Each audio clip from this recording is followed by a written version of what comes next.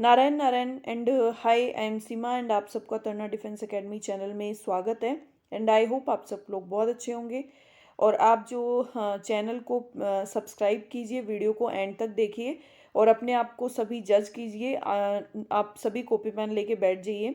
आज जो है आपके सामने आर्मी क्लर्क का भी नहीं, जीडी का भी नहीं, आप सबकी डिमांड पे आर्मी जो टेक्निकल है उसका टेस्ट पेपर लेके आई हूँ मैं। तो अभी सारे जो स्टूडेंट्स हैं वो देखेंगे कि जैसे कि हमारा फर्स्ट सेक्शन जो है वो जीके का रहता है, तो आप सभी जो है वो जीके का पार्ट करेंगे। ठीक है, तो देखिए फर्स्ट क्वेश्चन क्या है हमारा, डूरंट कप किस खेल से संबंधित है? बास्केटबॉल से, क्रिकेट से, फुटबॉल से या वॉलीबॉल से?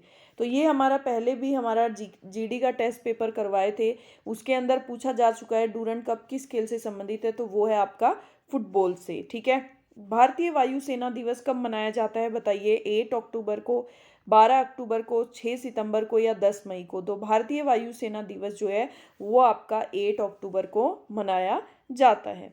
अब देखिए नेक्स्ट, जैन धर्म में पूर्ण ज्ञान के लिए क्या शब्द है? चीन है, रत्न है, केवल्य है या निर्वाण है? तो जैन धर्म में पूर्ण ज्ञान के लिए जो है वो आपका केवल्य, ऑप्शन नंबर थर्ड जो है वो करेक्ट आंसर हो जाएगा, केवल्य।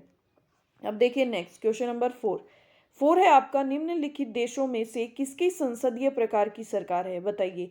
संयुक्त राज्य अमेरिका की, फ्रांस की, न्यूजीलैंड की, क्यूबा की? तो जो संसदीय प्रकार की सरकार है वो है न्यूजीलैंड की, ऑप्शन नंबर थर्ड आपका करेक्ट आंसर हो जाएगा। अब देखिए क्वेश्चन नंबर 5, अलमत्ती बांध किस नदी पर निर्मित है? कावेरी पे, सिलेरू पे, तुंगभद्रा पे या कृष्णा पे? तो अलमत्ती बांध जो है वो आपका कृष्णा नदी पे निर्मित है, ऑप्शन नंबर 4 आपका करेक्ट आंसर हो जाएगा, कृष्णा। ठीक है, अब देखिए question number 6, last question GK का, गीतांजलि किसने लिखी? बंकिम चंद्र चट्टोपाध्याय ने, कालिदास ने, रविंद्रनाथ टैगोर ने या शरद चंद्र ने? तो जो गीतांजलि थी वो आपकी रविंद्रनाथ टैगोर ने लिखी थी, ऑप्शन नंबर थर्ड आपका करेक्ट आंसर हो जाएगा। अब देखिए जीके में आपके कितने क्वेश्चन सही हुए हैं। अब देखिए हम रीजनिंग का सेक्शन करेंगे। तो रीजनिंग में हमारा क्या है, यदि किसी सांकेतिक भाषा में हम क्या लिख रहे हैं, डाक को इसने क्या लिखा है, डाक को हम HVXD लिखते हैं, तो आप बताइए नोट को क्या लिखेंगे, ये बताना है आपको। ठीक है, तो देखिए डी आपके 4 नंबर पे, ए आपका 1 नंबर पे, आर आपका 18 पे लिख लीजिए, के आपका 11 पे, एच आपका 8 पे, वी आपका 22 पे, एक्स आपका 24 पे और डी आपका कितने पे? 4 पे। ठीक है, तो देखिए अब इसमें क्या कर रखा है, ये नंबर जो है वो लर्न करने की मैंने स्टार्टिंग में एक क्लास दी थी आपको, तो सभी आप जो है वो अल्फ़ाबेट की क्लास देख लीजिए, तो उसमें आपको पता चल जाएगा कि ये आपको जो नंबर है वो लेटर्स की नंबरिंग वो कैसे हमें लर्न करनी है। तो देखिए अब इसमें क्या हो रहा है, 4 ऐड हो रहा है, इसमें क्या हो रहा है 122, तो देखिए 22, 23, 24, 25, 26 और 26 के बाद क्या आ जाएगा 1, इट मीन्स इसमें क्या हो रहा है -5। अब देखिए 18 के बाद में 24, मतलब क्या हो रहा है +6। अब देखिए 11 के बाद में क्या हो रहा है, 11 से पहले 4, तो 11 में से 4 गए आपके क्या आ जाएंगे, 11 में से 4 गए -7, तो मतलब +4 -5 +6 -7। तो देखिए अब यहाँ पे आपका क्या है 14, ओ आपका 15 नंबर पे है, टी आपका 20 नंबर पे है, ई आपका 5 नंबर पे है। सबसे पहले आप क्या करेंगे, +4 ऐड करेंगे, +4 ऐड करेंगे 18, 18 में आर, मतलब चारों में से कोई भी हो सकता है। अब सेकंड लेटर चेक करेंगे, सेकंड में क्या है -5, 15 में से आप जब -5 लेस करेंगे तो हमारा क्या आ जाएगा 10, और 10 नंबर पे क्या आता है इजोटी का जे, तो मतलब ये वाला रोंग हो गया, ये वाला रोंग हो गया, इन दोनों में से है। अब देखिए थर्ड लेटर चेक करते हैं, अब क्या करेंगे +6, तो T+6 क्या हो जाएगा 26, 26 पे हमारा क्या जेड, तो ये हो गया। ठीक है, अब क्या करेंगे -7, तो ई में से जब -7 आप लेस करेंगे तो आपका क्या हो जाएगा, देखो 5 तो आपका ये लेस हो गया। ठीक है, 5, अब बच गया क्या 2, तो आप 26 में से 2 लेस करें, 26 में से 2 लेस करेंगे तो यहाँ पे क्या आ जाएगा 24, और 24 पे आपका क्या आता है एक्स, तो देखिए RJZX आपका करेक्ट आंसर हो जाएगा, ऑप्शन नंबर 2। ठीक है, समझ में आया? अब देखिए नेक्स्ट, नेक्स्ट है देखो, कल्पना कीजिए कि आप दक्षिण दिशा में जा रहे हैं। देखो दक्षिण दिशा में मतलब नीचे की ओर जा रहे हैं। थोड़े समय बाद आप दाएं मुड़ते हैं। दाएं मुड़ते हैं तो बताइए दायां ये होगा या ये होगा। तो दायां, दक्षिण का दायां मतलब क्या हो जाएगा, उल्टा हो जाएगा। वैसे हमारी घड़ी ऐसे चलती है ना क्लॉकवाइज, लेकिन दक्षिण है तो एंटी क्लॉकवाइज हो जाएगी।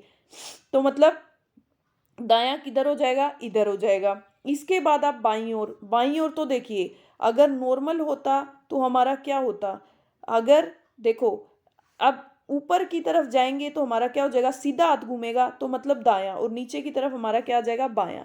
इसके उपरांत दाईं ओर घूमते हैं, दाईं ओर घूमते, अभी हमने देखा था दायां हमारा, इसका उल्टा क्या हो जाएगा, इधर चलेंगे तो हमारा बायां हो जाएगा, इधर जाएंगे तो हमारा दायां हो जाएगा। अब इसके उपरांत ये बोल रहा है फिर से दायां घूम जाता है, तो दायां घूम जाता है तो बताइए दायां ऊपर की साइड होगा। अगर आप देखो इस तरह से करके देखो तो आपका लेफ्ट राइट कौन सा होगा, देखिए ऊपर की साइड घड़ी कैसे चलती है, इस तरह से चलती है ना, है ना। तो आपका क्या हो जाएगा, आप दाईं ओर घूमते हैं, इस तरह से चल के घूमेंगे, ये इस तरह से, तो यहाँ से ऊपर की ओर आपका क्या हो जाएगा, दायां। अभी हमने किया था ये नीचे की तरफ हमारा क्या हो गया, बायां। तो आप किस दिशा में जा रहे हैं, आप उत्तर दिशा में जा रहे हैं। ऑप्शन नंबर डी आपका करेक्ट आंसर हो जाएगा। ठीक है, अब देखिए next question number 9। Question number 9 आपका क्या है, एक औरत का परिचय देते हुए पुरुष ने कहा कि इसकी माँ के पति की बहन मेरी मौसी है। तो एक औरत का परिचय देते हुए कहा, ठीक है, इनकी माँ के पति, इनकी माँ के पति मतलब किसके, औरत का परिचय, औरत की माँ, औरत की माँ के पति की बहन क्या है, मेरी मौसी, मतलब इसकी भी क्या हो गई, इसकी भी बहन, बहन उसका क्या हो गया, ये बेटा हो गया। तो औरत का व्यक्ति से क्या संबंध हो गया, तो औरत क्या हो गई आपकी, औरत हो गई इसकी ममेरी बहन, औरत जो है इसके मामा की बेटी हो गई। तो ऑप्शन नंबर 4 ममेरी बहन इसका करेक्ट आंसर हो जाएगा। ठीक है, अब देखिए नेक्स्ट क्वेश्चन, क्वेश्चन नंबर 10। नीचे दिए गए क्रम के स्थान पे उपयुक्त विकल्प चुनिए। 3, 7, 14, 18, देखिए 3, 7, 14, 18, ये देखिए यहाँ तक ले लेते हैं। तो देखिए अब यहाँ पे क्या ऐड हो रहा है, 4 ऐड हो रहा है, यहाँ पे क्या हो रहा है, 2 मल्टीप्लाई हो रहा है, 7 2 जा 14। तो देखो फिर से हमारी वही सीरीज दोहराई जा रही है, 14 + 4 18, 18 × 2 36। तो ऑप्शन नंबर 4 आपका करेक्ट आंसर हो जाएगा 36। अब देखिए आपका भौतिक विज्ञान के क्वेश्चन आएंगे। क्वेश्चन नंबर 11, रीजनिंग का सेक्शन कंप्लीट हो गया। देखिए सोनार अधिकांश प्रयोग में लाया जाता है, बताइए सोनार जो है वो अधिकांश प्रयोग में लाया जाता है डॉक्टरों द्वारा, इंजीनियरों द्वारा, अंतरिक्ष यात्रियों द्वारा, नौ संचालकों द्वारा। तो सोनार जो है वो ज़्यादातर किसके द्वारा प्रयोग में लाया जाता है, वो लाया जाता है नौ संचालकों द्वारा। ठीक है, अब देखिए क्वेश्चन नंबर 12 आपका चुंबक वाहक बल की इकाई क्या है, वोल्ट है, अर्ग है, एम्पियर फेरो है या कूलाम है। तो चुंबक वाहक बल की जो यूनिट होती है वो होती है आपकी एम्पियर, क्या होती है, एम्पियर। ऑप्शन नंबर 3 आपका करेक्ट आंसर हो जाएगा। अब देखिए नेक्स्ट क्वेश्चन नंबर 13।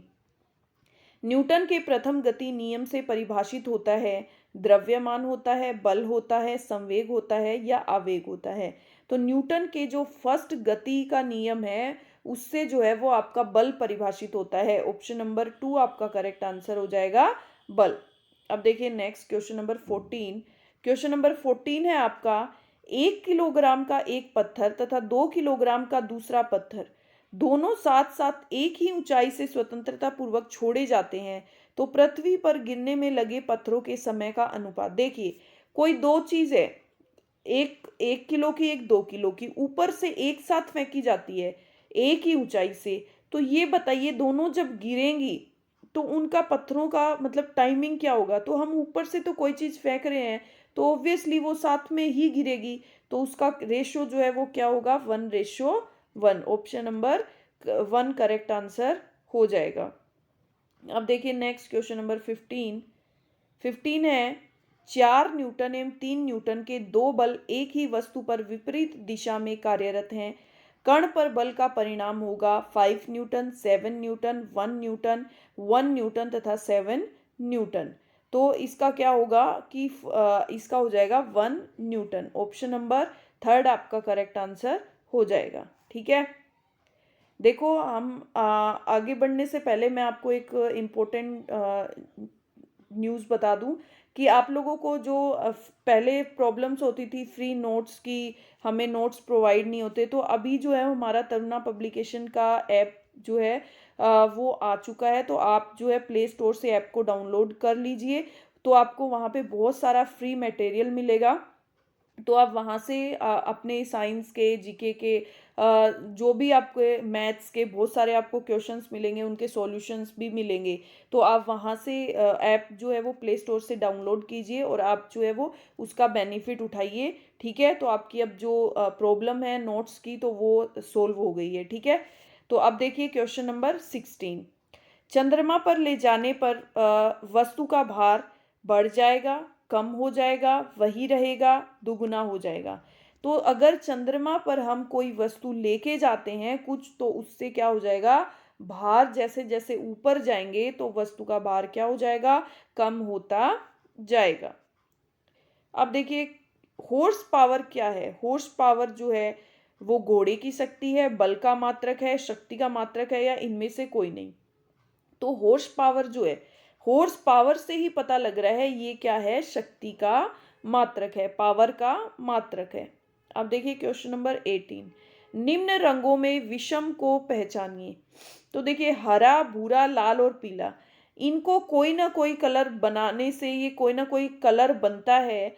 तो इनमें से हरा, लाल, पीला ये तीनों क्या है, एक समान है थोड़े, लेकिन भूरा कलर जो है ये इनमें से डिफरेंट है। तो ऑप्शन नंबर 2 इसका करेक्ट आंसर हो जाएगा। अब देखिए नेक्स्ट, क्रायोजेनिक इंजन में नोदक के रूप में क्या प्रयोग करते हैं। द्रव हीलियम, द्रव नाइट्रोजन, द्रव मीथेन, द्रव हाइड्रोजन और द्रव ऑक्सीजन। तो क्रायोजेनिक जो इंजन है उसमें नोदक के रूप में क्या यूज किया जाता है, वो किया जाता है द्रव हाइड्रोजन और द्रव ऑक्सीजन। ठीक है, अब देखिए नेक्स्ट क्वेश्चन नंबर 20 है आपका, सेथिल्य जो है में ऊर्जा ह्रास होती है जो ऊष्मा के रूप में प्रकट होता है।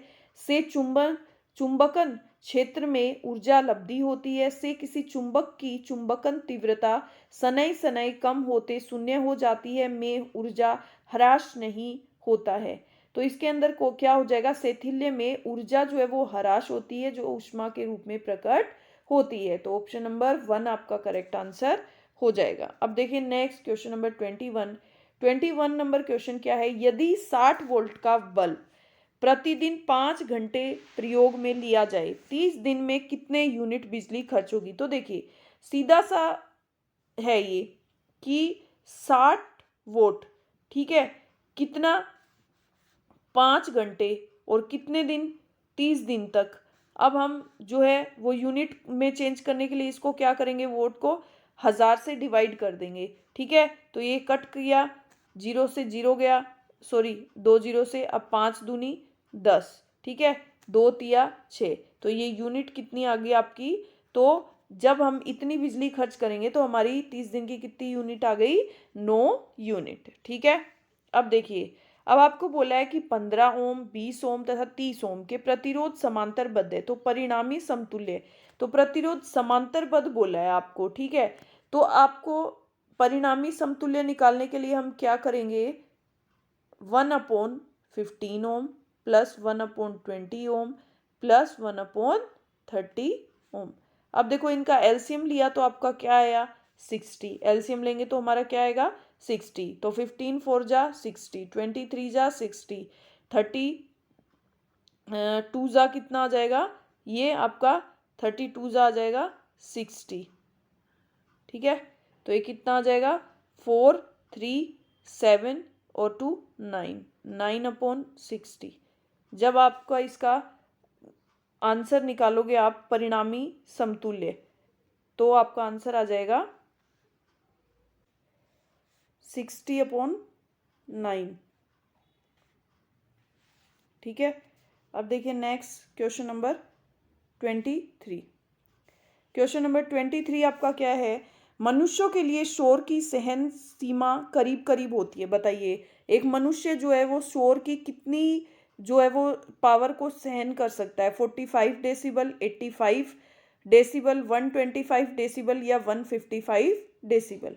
ठीक है, तो एक मनुष्य जो है वो शोर के लिए जो सहन सीमा है वो करीब करीब 85 डेसिबल जो है वो बर्दाश्त कर सकता है। ठीक है, अब देखिए नेक्स्ट क्वेश्चन नंबर 24 है आपका,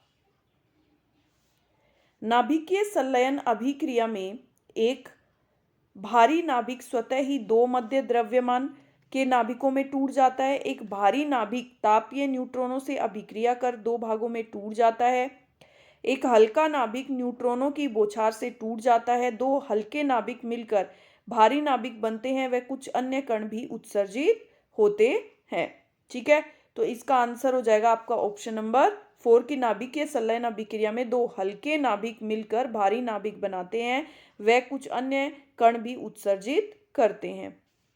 अब देखिए नेक्स्ट क्वेश्चन नंबर 25 है आपका, अमीटर का उपयोग किस लिए किया जाता है। तो अमीटर का उपयोग जो है करंट मापने के लिए, वोल्टेज मापने के लिए, चुंबकीय बल मापने के लिए, फोकस। तो अमीटर का उपयोग जो है आपका बिजली मापने के लिए, विद्युत धारा को मापने के लिए यूज किया जाता है, मतलब करंट मापने के लिए। तो ऑप्शन नंबर 1 इसका करेक्ट आंसर हो जाएगा। देखिए अब आपका मैथ का सेक्शन आता है। मैथ का सेक्शन जो है वो देखिए आप ध्यान से थोड़ा सा, क्योंकि टेक्निकल के अंदर मैथ का सेक्शन ज़्यादा इंपॉर्टेंट रहता है। देखिए एक पंखा आपको 1500 रुपये में लिस्ट किया गया, सूचीबद्ध किया गया, और सूची मूल्य पर उसे क्या हुआ, 20% की छूट दी गई।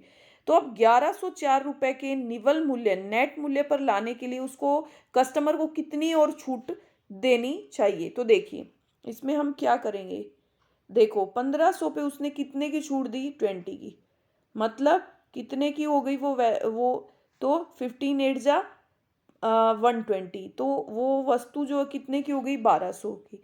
लेकिन उसने उस वस्तु को दी 1104 में, मतलब उसने 96 रुपये का और डिस्काउंट दे दिया।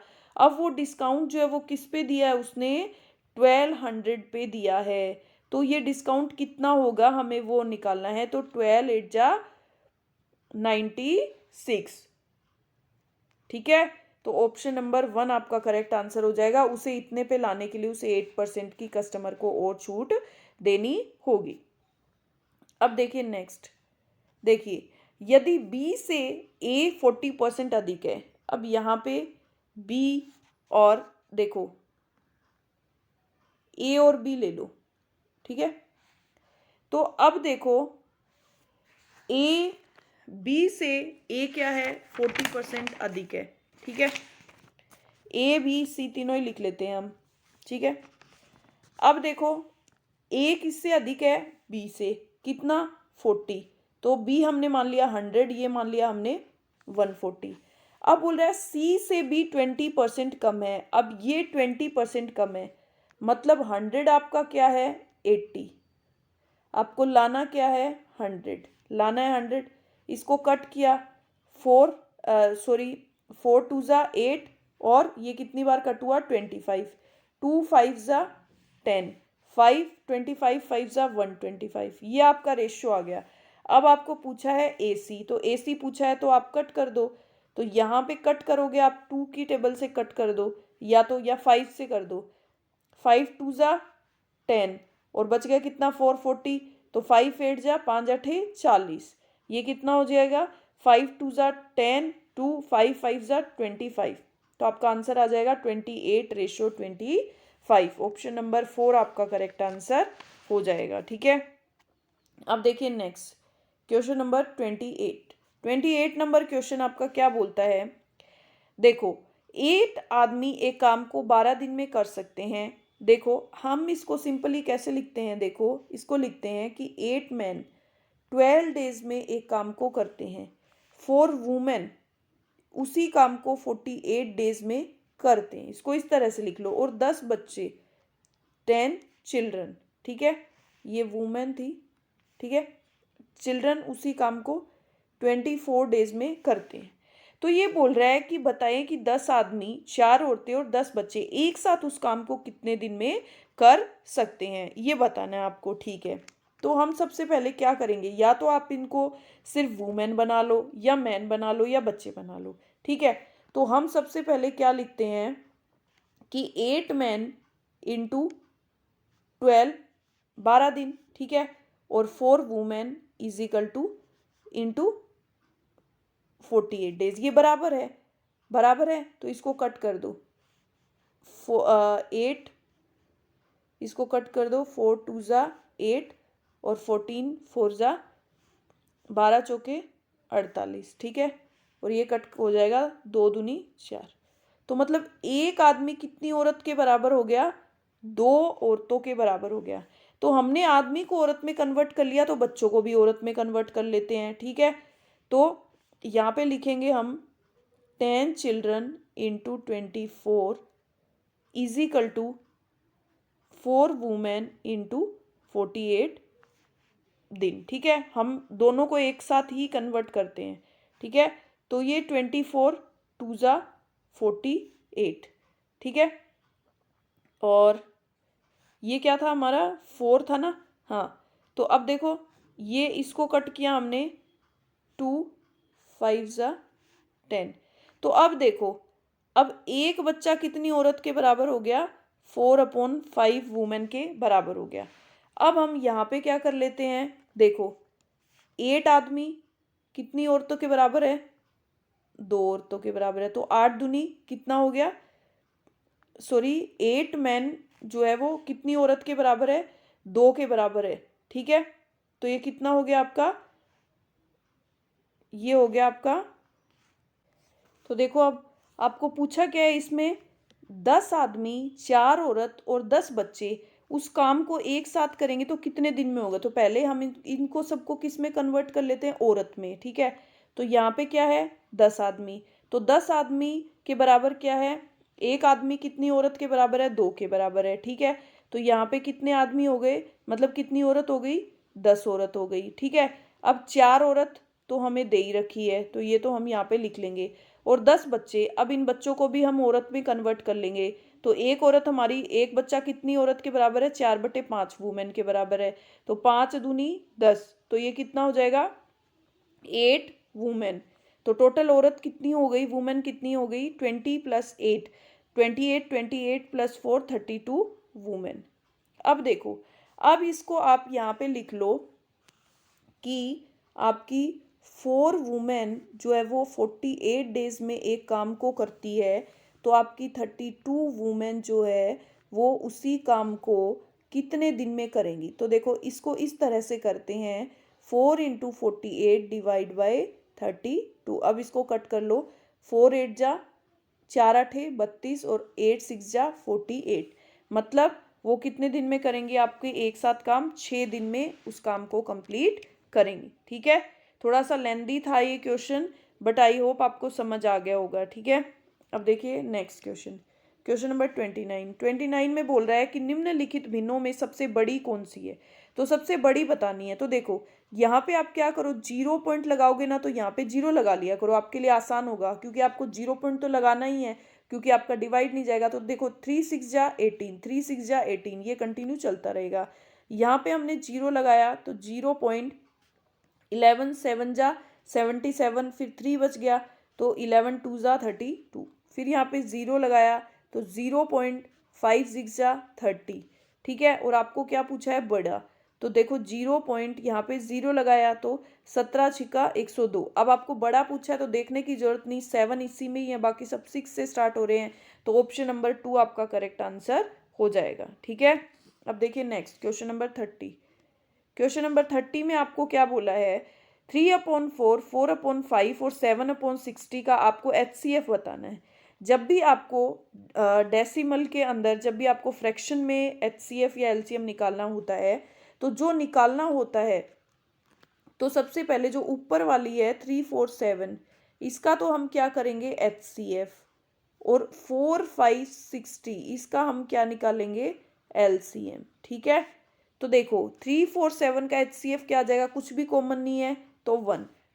इनका HCF क्या आ जाएगा, एलसीएम 4, 5 और 60, तो देखो 60 से दोनों कट रहे हैं, 4 कट रहा है, 4 1 जा 4 और 4 5 जा 20, और ये भी 60 तो ऑब्वियसली 5 से कट रहा है, तो इसका एलसीएम क्या हो जाएगा 60, तो 1/60 जो है वो इसका HCF हो जाएगा। ठीक है, अब देखिए नेक्स्ट क्वेश्चन नंबर 31 है आपका, एक विद्यार्थी सही सवालों की तुलना में दुगने गलत करता है, यदि उसने कुल 48 क्वेश्चन किए तो कितने सही किए।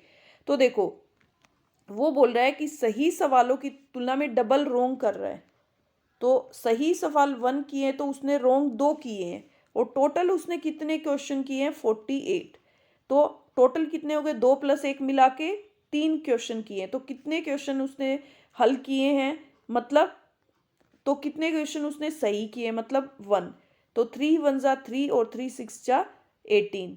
ठीक है, तो ऑप्शन नंबर 2, मतलब उसने कितने क्वेश्चन सही किए हैं 16 सही किए हैं, और 32 उसने क्या किए हैं, उसने रोंग किए हैं, 32 उसने रोंग किए हैं और 16 उसने सही किए हैं। ठीक है, अब देखिए नेक्स्ट क्वेश्चन नंबर 32 क्या है, 25 का 7%, 225 का आपको क्या निकालना है 7% निकालना है, या तो आप क्या करो इसको यहीं मल्टीप्लाई कर लो 225 को 7 से, तो देखो 2 साते इजीली करो, कितना हो जाएगा 1400 1400, और 25 7 जा कितना होता है 175, ये आपका कितना हो गया 1575, और अब जब इसमें आप 100 का डिवाइड दोगे तो यहाँ पे आपका क्या लग जाएगा 15.75, 2 डिजिट से पहले पॉइंट, तो ऑप्शन नंबर 4 आपका करेक्ट आंसर हो जाएगा। ठीक है, देखिए अब देखो क्वेश्चन नंबर 33 है, एक हारमोनियम 16 रुपए में बेचा गया, यदि हानि का परसेंटेज लागत मूल्य के बराबर है तो उसका लागत मूल्य, तो देखो एक हारमोनियम है उसको कितने में बेचा, उसकी सेल प्राइस क्या हो गई 16 रुपीज, अब इसने बोला है लॉस परसेंटेज और आपकी कॉस्ट प्राइस दोनों क्या है बराबर, उसको क्या मान लिया x मान लिया। ठीक है, आपका लॉस क्या होता है, लॉस परसेंटेज क्या होता है, लॉस आप इजिकल टू क्या होता है CP माइनस SP अपॉन क्या होता है, हमेशा कॉस्ट प्राइस पे निकलता है और इनटू 100, यही होता है ना कि लॉस हमेशा लॉस परसेंटेज क्या होता है CP में से आप SP लेस करते हैं सेल प्राइस, और हमेशा लॉस हो प्रॉफिट हो वो किस पे अगर कुछ नहीं दिया होता तो हमेशा हम कॉस्ट प्राइस पे निकालते हैं इनटू 100। अब लॉस हमारा क्या है x है, क्योंकि बराबर है लॉस परसेंट और CP की कॉस्ट, तो देखो CP आपका क्या आ गया x, सेल प्राइस आपकी क्या है 16, CP आपका क्या है x, और ये आपका क्या हो गया 100। ठीक है, अब देखो इसको मल्टीप्लाई किया आपने, ये क्या है आपका x की स्क्वायर, ये आपको 100 से मल्टीप्लाई किया 100x, ये आपका क्या आ गया 1600। ठीक है, 1600 आ गया। अब देखिए अब हम क्या करेंगे, अब देखो x की स्क्वायर इसको इधर लेके आए -100x, अब इसको इधर लेके आए तो प्लस कितना हो गया 1600। अब इसके क्या करेंगे हम फैक्टर करेंगे, ऐसे फैक्टर जो मल्टीप्लाई करने पे 1600 और दोनों को ऐड करने पे या घटाने पे मतलब एडिशन होगा ना माइनस का, ऐड करने पे 100 आना चाहिए, तो ऐसे दो जोड़े कौन से होंगे, तो देखो 82 जा ये भी कितने किसके माइनस के, तो 8 दूनी 16 16 हो जाएगा ये, तो ये आपका क्या आ जाएगा माइनस का 100, इसको ऐड करने पे आ रहा है, और जब इसको हम वैसे करेंगे हमारे आंसर, तो इनके दोनों के क्या कर देंगे साइन चेंज कर देंगे 80 और 20, हमारे आंसर क्या आ गए 80 20। अब आंसर में देखो आपका कौन सा आंसर है, तो देखो 20 से रिलेटेड कोई आंसर नहीं है, तो 20 एलिजिबल नहीं होगा, तो आपकी जो इसकी कॉस्ट प्राइस आप क्या मान लोगे 80, तो ऑप्शन नंबर 4 आपका करेक्ट आंसर हो जाएगा 80। ठीक है, अब देखिए नेक्स्ट क्वेश्चन नंबर 34 में क्या है, देखो √16/49, ये आपका क्या हो जाएगा 4/7 = 7/49। ठीक है, अब 7 को 7 से कट किया 49, तो x इजिकल टू क्या आ जाएगा 28। ऑप्शन नंबर 4 आपका करेक्ट आंसर हो जाएगा 28। ठीक है। अब देखिए क्वेश्चन नंबर 35। 35 क्या है, यदि एक ट्रेन की लंबाई 150 मीटर है और वह किसी खंबे को 12 सेकंड में पार कर सकती है तो ट्रेन की स्पीड आपको किलोमीटर प्रति घंटे में बतानी है। ठीक है, मतलब एक ट्रेन की किसी खंबे को पार करती है, मतलब अपनी लंबाई पार कर रही है, तो आपको स्पीड निकालनी है। तो स्पीड आपका क्या होता है, डिस्टेंस अपॉन टाइम। तो डिस्टेंस आपका क्या है 150 मीटर, टाइम आपका क्या है 12 सेकंड। अब ट्रेन की स्पीड आपको किलोमीटर प्रति घंटा में निकालनी है, तो आप क्या कर दोगे 18 डिवाइड बाई 5 से मल्टीप्लाई कर दोगे। अब यहाँ पे इसको कट कर लो। ठीक है, तो अब हम इसको कट कर लेंगे, तो 5 3 ज़ा 15। ठीक है, ये कट हो गया। अब देखो 6 की टेबल से कट कर दो, 6 दूनी 12 और 6 तिये 18। अब इसको कट किया 15, तो 15 3 ज़ा 40, 15 ती 45। ऑप्शन नंबर 3 आपका करेक्ट आंसर हो जाएगा 45। ठीक है। अब देखिए नेक्स्ट क्वेश्चन, क्वेश्चन नंबर 36। ए और बी मिलकर किसी काम को क्या करते हैं 8 दिन में। ए अकेला उसे कितने दिन में कर सकता है 12 दिन में, तो बी अकेला उसे कितने दिन में करेगा। तो देखो इन दोनों का एलसीएम, देखो कितना आ जाएगा, दोनों में से आपने क्या कॉमन लिया, पहले लिया 4, तो 4 दूनी 8 और 4 तिये 12। अब इसमें कुछ भी कॉमन नहीं है, तो इंटू 2 इंटू 3, तो 4 दूनी 4 2 ज़ा 8, 8 3 ज़ा 24। तो देखिए 8 3 ज़ा 24 और 12 2 ज़ा 24। तो मतलब दोनों मिलके 3 काम करते हैं और ए अकेला 2 काम करता है, तो बी अकेला कितना काम करेगा, एक दिन में एक काम करेगा। तो ये 24 डिवाइड बाई 1 करेंगे, तो ये टोटल काम जो है वो कितने दिन में करेगा 24 डेज में। तो ऑप्शन नंबर 1 आपका करेक्ट आंसर हो जाएगा 24। ठीक है। अब देखिए क्वेश्चन नंबर 37। 37 नंबर क्वेश्चन क्या है, आपको रूट बताना है। तो देखिए रूट बताना है तो आप दो दो के जोड़े, देखो इसको लिख लेते हैं हम, 0.000599049। तो हमने रूट निकालने की, हमने एक बार पॉइंट को इनको भूल जाओ। ठीक है, तो देखो 9 किस किस के लास्ट में आता है, 3 के लास्ट में और 7 के लास्ट में, ये हम बाद में डिसाइड करेंगे। तो 49 को छोड़ दो, अब ले लो 590 को। तो 590 किन दो रूट के बीच में, स्क्वायर के बीच में आता है, तो देखो 26 की क्या होती है 576, सॉरी 24 की, और 25 की क्या होती है 625। ठीक है, तो देखो अब इसमें से तो हमेशा क्या आती है, छोटी वाली आती है। तो अब देखो 590 के करीब कौन सा है, ज़्यादा कम डिफरेंस किस में, ऑब्वियसली इसमें है। ठीक है, इसमें 14 का ही डिफरेंस है, तो इसमें से कौन सा आ जाएगा, छोटा वाला, ये आ गया आपका। ठीक है, अब यहाँ पे आपके क्या आ जाएगा, देखो यहाँ तक आपका सोल्व हो गया। अब इनका क्या आ जाएगा, एक 0.0। तो आपका आंसर क्या आ जाएगा, ऑप्शन नंबर 1। आंसर क्या आ जाएगा, ऑप्शन नंबर 1, 0.0243। ठीक है। अब देखिए next question number 38। 38 number question देखो अब माइनस है, तो अंदर वाला हम क्या कर देंगे 1/x, नीचे ले आएंगे पावर, तो हमारी क्या आ जाएगी प्लस की हो जाएगी, ये हमारी माइनस की यही है। अब इसको एलसीएम ले लो एक्स वाई, तो यहाँ क्या आ जाएगा y प्लस एक्स। ठीक है, -1। अब इसको क्या कर देंगे, हम उल्टा कर देंगे, तो ये -1 नीचे चला जाएगा, तो X Y upon Y plus X is your answer. तो ऑप्शन नंबर 2 आपका करेक्ट आंसर हो जाएगा, X Y upon X plus Y. ठीक है। अब देखो क्वेश्चन नंबर 39 नंबर क्वेश्चन में क्या है, देखो x की पावर a डॉट एक्स की पावर b डॉट एक्स की power c is equal to 1। तो आपको a की क्यूब प्लस b की क्यूब प्लस c की क्यूब का मान बताना है। ठीक है, तो देखो ये जो है x की पावर a, अगर आपका आधार बेस समान होता है और उसकी पावर मल्टीप्लाई में होती है, तो हम क्या करते हैं, हम उसको ऐड करते हैं। ओके, करेक्ट, ऐड करते हैं।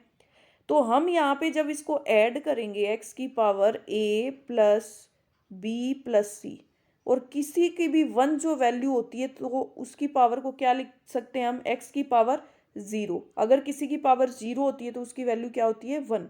तो हमारे पास क्या आ गया, a प्लस बी प्लस सी की वैल्यू क्या आ गई, 0। और ये आ गई हमारी फर्स्ट इक्वेशन। ठीक है, आ गई। अब देखो, अब हमारे पास एक फॉर्मूला है। ठीक है, अगर आपको याद हो तो a की क्यूब प्लस बी की क्यूब प्लस सी की क्यूब -3ab। ठीक है, इजिकल टू आप क्या करते हैं, a plus B plus C, a की स्क्वायर प्लस b की स्क्वायर प्लस c की स्क्वायर -ab -bc और -ca। ये करते हैं आप, करते हैं ना। तो देखो आपका ये तो एज इट इज आ जाएगा, a की क्यूब प्लस बी की क्यूब प्लस सी की क्यूब -3ab। अब आप a प्लस बी प्लस सी की फर्स्ट इक्वेशन से वैल्यू रख देंगे 0। अब 0 को इससे मल्टीप्लाई करेंगे तो आपका पूरा ही क्या आ जाएगा, 0। अब देखिए a की क्यूब प्लस बी की क्यूब प्लस सी की क्यूब इजिकल टू, जब आप इसको -3ab को इधर लेके जाएंगे तो +3abc। तो आपका आंसर क्या आ जाएगा, a की क्यूब प्लस बी की क्यूब प्लस सी की क्यूब की वैल्यू क्या आ जाएगी, 3abc। ऑप्शन नंबर 4 आपका करेक्ट आंसर हो जाएगा। ठीक है, अब देखिए नेक्स्ट क्वेश्चन और आपका मैथ्स का लास्ट क्वेश्चन देखो क्या है। क्वेश्चन नंबर 40 नंबर क्वेश्चन में क्या है, देखो साइन x की पावर 0 का अवकलन गुणांक d.c.x का सापेक्ष क्या होगा। तो देखो हम इसको किस तरह से लिख सकते हैं, इसको लिख सकते हैं d/dx साइन x की पावर 0। ये हमारा क्या बन जाएगा, d/dx साइन x की पावर की 0 की जगह हमारा क्या आ जाएगा, πx 180। ठीक है, अब हम इसको क्या लिख सकते हैं, कोस πx 180 इंटू पाई 180। ठीक है, अब आपका ये क्या आ जाएगा, ये आ जाएगा आपका पाई 180 और आप इस पूरे को क्या लिख सकते हैं, कोस x की पावर 0। ठीक है, तो आपका आंसर क्या आ जाएगा, ऑप्शन नंबर पाई 180 कोस के, ऑप्शन नंबर 3 आपका करेक्ट आंसर हो जाएगा। ठीक है, तो आपके इस जीके के सारे मैथ्स के सारे क्वेश्चन कंप्लीट हो गए। अब आपके आते हैं रसायन विज्ञान के क्वेश्चंस। ठीक है, तो देखिए द्रव का वाष्प दाब निर्भर करता है ताप पर, आयतन पर, ताप एवं आयतन दोनों पर, उपयुक्त में से किसी पे भी नहीं। तो द्रव का जो वाष्प दाब है वो आपका डिपेंड करता है ताप पे। ऑप्शन नंबर 1 आपका करेक्ट आंसर हो जाएगा, ताप पर। अब देखिए क्वेश्चन नंबर 42, आइसोटोनिक विलयनों के लिए सत्य नहीं है, पराशरण दाब समान होते हैं, भार सांद्रता समान होती है, वाष्प दाब समान होता है, पराशरण दाब प्रक्रिया नहीं होती है। तो आइसोटोनिक विलयनों के लिए जो सत्य नहीं है वो है वाष्प दाब समान होता है। ऑप्शन नंबर 3 आपका करेक्ट आंसर हो जाएगा। परमाणु बने होते हैं केवल इलेक्ट्रॉनों के, केवल प्रोटॉनों के, इलेक्ट्रॉन प्रोटॉनों के, इलेक्ट्रॉन तथा नाभिकों के। तो इलेक्ट्रॉन और नाभिकों के, नाभिकों में प्रोटॉन और न्यूट्रॉन दोनों आते हैं, तो इलेक्ट्रॉन और नाभिकों के जो है वो परमाणु बने होते हैं। अब देखिए क्वेश्चन नंबर 44, निम्नलिखित में से कौन सा हाइड्रोजन का एक समस्थानिक नहीं है, ट्रीटियम, टाइटेनियम, ड्यूटेरियम या प्रोटियम। तो ट्रीटियम जो है ऑप्शन नंबर 44 का हो जाएगा आपका, कौन सा हाइड्रोजन का एक समस्थानिक नहीं है। तो हाइड्रोजन का जो समस्थानिक है वो आपका टाइटेनियम, ऑप्शन नंबर 2 जो है वो करेक्ट आंसर हो जाएगा कि टाइटेनियम जो है वो ये आपका समस्थानिक नहीं है। ठीक है, बाकी तीनों हैं। देखिए अब क्वेश्चन नंबर 45 नंबर क्वेश्चन थोड़ा सा स्मॉल करना पड़ेगा। देखिए निम्नलिखित समीकरण एवं रेडॉक्स अभिक्रिया का उदाहरण है जिसमें C12 एक उपचायक है और FeBr3 एक अपचायक है। 2FeBr3 AQ plus 3Cl 2G 2FeCl3 AQ plus 3Br2 L एक रेडॉक्स अभिक्रिया के लिए अब निम्नलिखित कथनों में से कौन सा एक गलत है। उपचायक खुद अपचयित हो जाते हैं। अपचायक इलेक्ट्रॉनों का या तो लाभ पाते हैं या लाभ पाते प्रतीत होते हैं। अपचायक खुद उपचयित हो जाते हैं। उपचायक अन्य पदार्थों का उपचयन करते हैं। तो इसका आंसर हो जाएगा आपका ऑप्शन नंबर 4, उपचायक अन्य पदार्थों का उपचयन करते हैं। ऑप्शन नंबर 4 आपका करेक्ट आंसर हो जाएगा। अब देखिए next question number 46। Daniell cell किसका उदाहरण है? विद्युत अपघटनी cell, galvanic cell, voltaic cell या 2 और 3 दोनों। तो डैनियल सेल जो है आपका गैल्वनिक सेल और वोल्टॉक्स सेल, इन दोनों का ही एग्जाम्पल है। निम्नलिखित में से कौन सा सर्वाधिक स्थायी तत्व है? ऑक्सीजन, नाइट्रोजन, रेडियम या सीसा। तो आपका 47 जो है उसका आंसर हो जाएगा सीसा, लेड। तो ये क्या हो जाएगा आपका सर्वाधिक स्थायी तत्व हो जाएगा। ठीक है, अब देखिए नेक्स्ट क्वेश्चन नंबर 48 है आपका। मार्स गैस में मुख्यतः है C2H2, H2S, CH4, CS3, Cl। बताइए Ci।